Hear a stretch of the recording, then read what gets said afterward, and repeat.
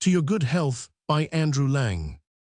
Long, long ago, there lived a king who was such a mighty monarch that whenever he sneezed, everyone in the whole country had to say, "To your good health." Everyone said it, except the shepherd with the staring eyes, and he would not say it. The king heard of this and was very angry and sent for the shepherd to appear before him.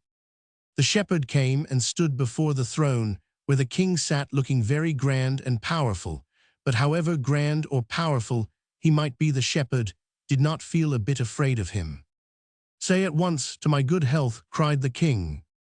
"To my good health," replied the shepherd. To mine, you rascal, you vagabond," stormed the king. To mine, your majesty," was the answer.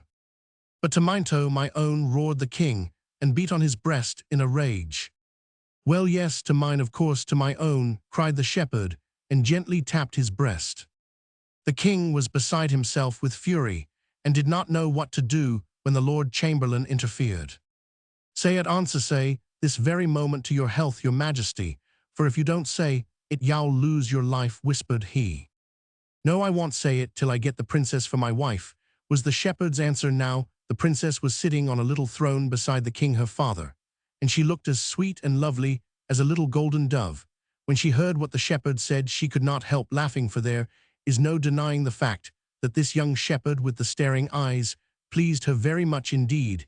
He pleased her better than any king's son she had yet seen. But the king was not as pleasant as his daughter, and he gave orders to throw the shepherd into the white bear's pit. The guards led him away and thrust him into the pit with the white bear, who had had nothing to eat for 2 days and was very hungry. The door of the pit was hardly closed when the bear rushed at the shepherd.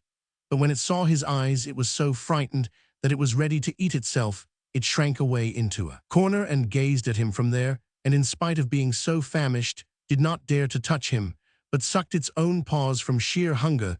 The shepherd felt that if he once removed his eyes off the beast, he was a dead man, and in order to keep himself awake, he made songs and sang them, and so the night went by.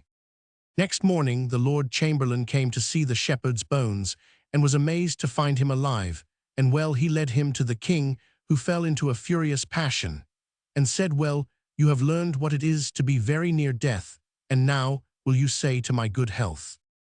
But the shepherd answered, "I am not afraid of 10 deaths. I will only say it if I may have the princess for my wife."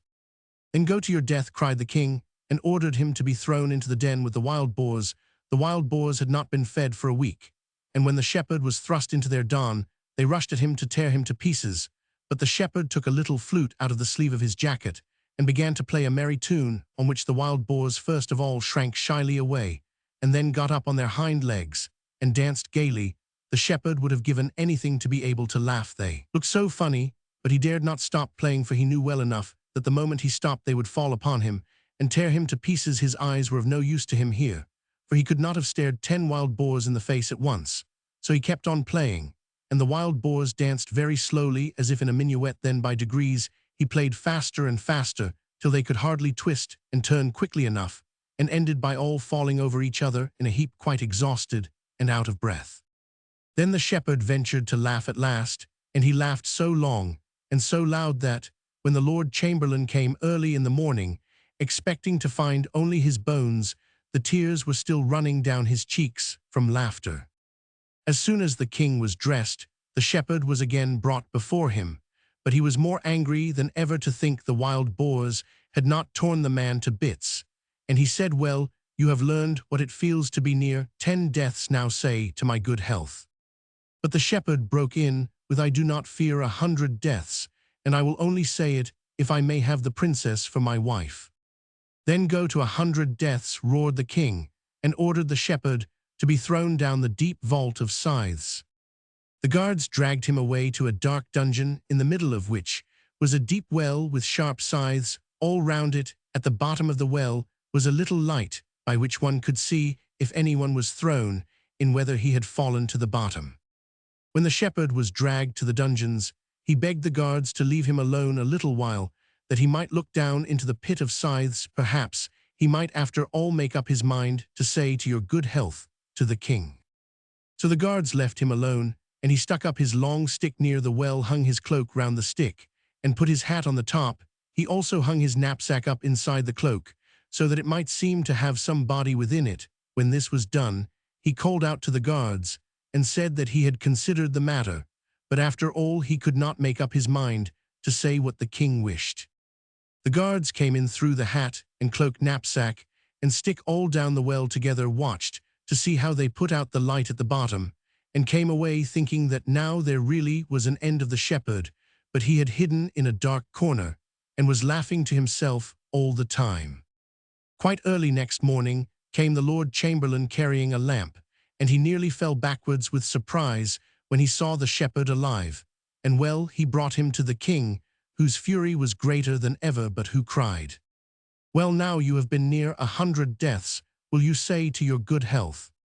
But the shepherd only gave the same answer, "I won't say it till the princess is my wife." "Perhaps after all you may do it for less," said the king, who saw that there was no chance of making away with the shepherd, and he ordered the state coach to be got ready. Then he made the shepherd get in with him and sit beside him, and ordered the coachman to drive to the silver wood.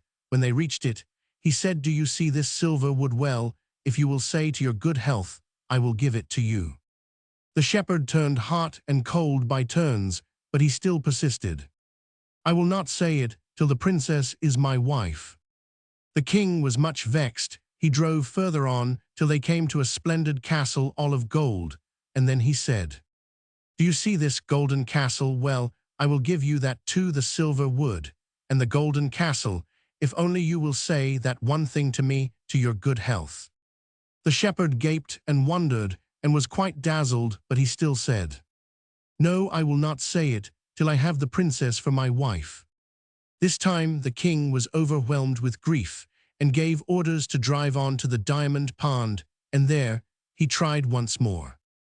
"Do you see this diamond pond? I will give you that too, the silver wood and the golden castle, and the diamond pond, you shall have them all if you will, but say to your good health." The shepherd had to shut his staring eyes tight, not to be dazzled with the brilliant pond, but still he said, "No, no, I will not say it till I have the princess for my wife." Then the king saw that all his efforts were useless, and that he might as well give in, so he said, "Well, well, it's all the same to me. I will give you my daughter to wife, but then you really and truly must say to me, to your good health." "Of course I'll say it. Why should I not say it? It stands to reason that I shall say it then."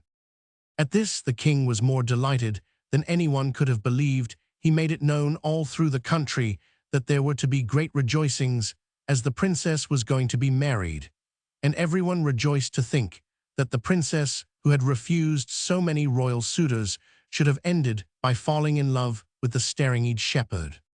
There was such a wedding as had never been seen. Everyone ate and drank and danced, even the sick were feasted, and quite tiny newborn children had presents given them.